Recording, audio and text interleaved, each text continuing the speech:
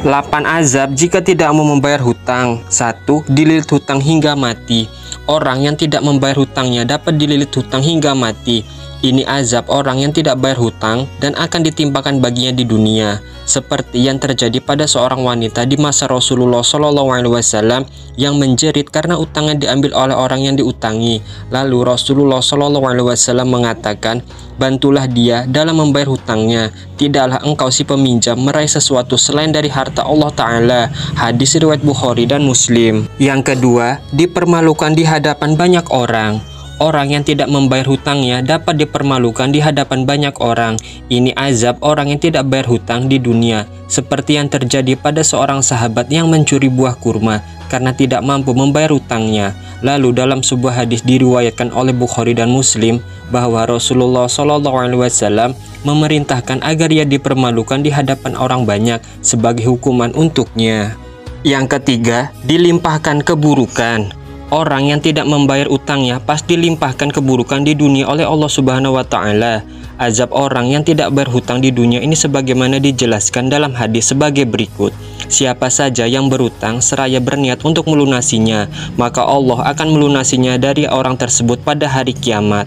Sementara siapa saja yang berhutang seraya tidak ada niat untuk melunasinya, kemudian ia meninggal, maka pada hari kiamat Allah berkata padanya, "Aku mengira bahwa aku tidak mengambil haknya untuk hambaku." Maka diambillah kebaikan-kebaikannya, lalu diberikan kepada kebaikan-kebaikan yang lain. Setelah tidak ada lagi kebaikan yang bisa diambil, maka keburukan yang lain dilimpahkan kepadanya. Hadis riwayat At-Tabrani.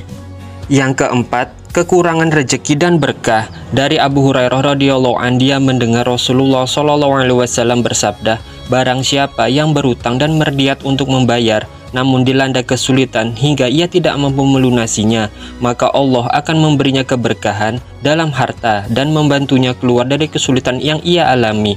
Hadis riwayat Bukhari dan Muslim. Yang kelima, dihisab dan dimintai pertanggungjawaban. Adanya azab orang yang tidak bayar hutang di akhirat ini seperti yang diterangkan dalam sebuah hadis yang menyatakan bahwa barang siapa yang berutang dan kemudian meninggal dunia dalam keadaan belum membayarnya, maka utangnya akan menjadi beban bagi dirinya pada hari kiamat kelak. Hadis riwayat Abu Daud dan Tirmizi. Yang keenam, dihisab dengan timbangan yang adil. Allah Subhanahu wa Ta'ala berfirman yang artinya, "Dan orang-orang yang berhutang hendaklah mereka membayar hutangnya dengan cara yang baik. Jika mereka berbuat baik, maka mereka akan mendapatkan balasan yang lebih baik lagi, dan mereka tidak akan merasa takut dan tidak akan bersedih hati."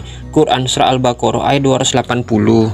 Yang ketujuh, terhalang masuk surga. Dalam urusan hutang, demi zat yang menggenggam jiwa Muhammad, seandainya seseorang terbunuh di jalan Allah, kemudian hidup lagi, kemudian terbunuh lagi di jalan Allah, kemudian hidup lagi, kemudian terbunuh lagi di jalan Allah, kemudian hidup lagi, tetapi ia memiliki tunggangan hutang, maka ia tidak akan masuk surga sampai melunasi hutangnya. Hadis riwayat Ahmad. Yang kedelapan, mendapat hukuman dari Allah Subhanahu wa Ta'ala. Siapa saja yang mengambil harta orang lain berutang seraya bermaksud untuk membayarnya, maka Allah akan memudahkan melunasinya bagi orang tersebut. Dan siapa saja yang mengambilnya seraya bermaksud merusaknya atau tidak melunasinya, maka Allah akan merusak orang tersebut. Hadis riwayat Ibnu Majah. Wallahu a'lam bishawab.